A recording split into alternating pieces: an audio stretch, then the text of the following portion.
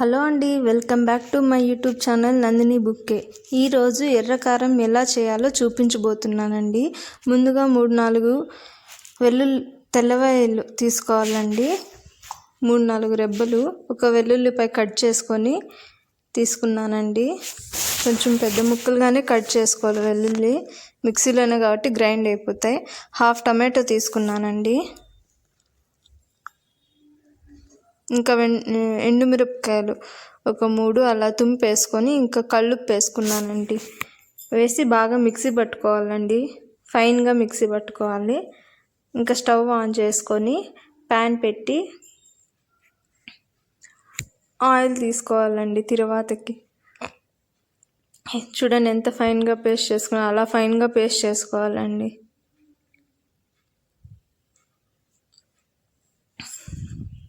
ముందుగా ప్యాన్లో ఆయిల్ వేసుకొని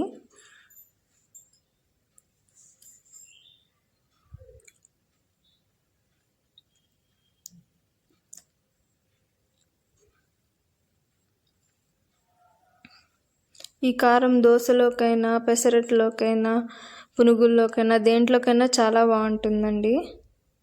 ఆయిల్ హీట్ అయ్యాక ఆవాలు వేసుకున్నానండి. తర్వాత కరివేపాకు ఒక రెబ్బ తుంపేసుకున్నానండి. అంతే, ఇంకా పోపుకి ఇంకేం వేయనండి నేను. ఆవాలు చిటుపట్లాడిన తర్వాత ఇంకా మనం గ్రైండ్ చేసుకున్న కారం నెత్తి దాంట్లో వేసేయడమే.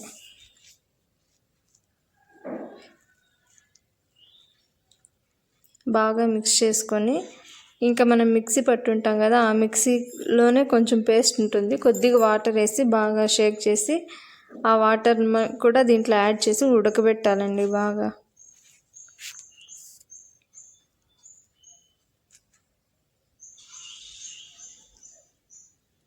నేను మిక్సీ క్లీన్ చేసుకొని ఈ బౌల్లోకి వేసుకొని ఇప్పుడు యాడ్ చేసుకుంటున్నా.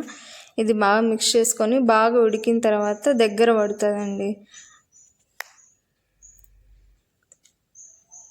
ఇంకా దగ్గర పడంగానే మనం స్టవ్ కట్టేసుకొని ఇంకా దోశలోకి బాగుంటుందండి.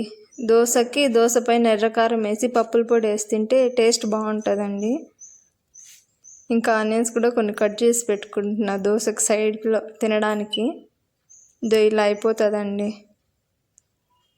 అంత దగ్గర పడిపోతాయి వాటర్ అంతా.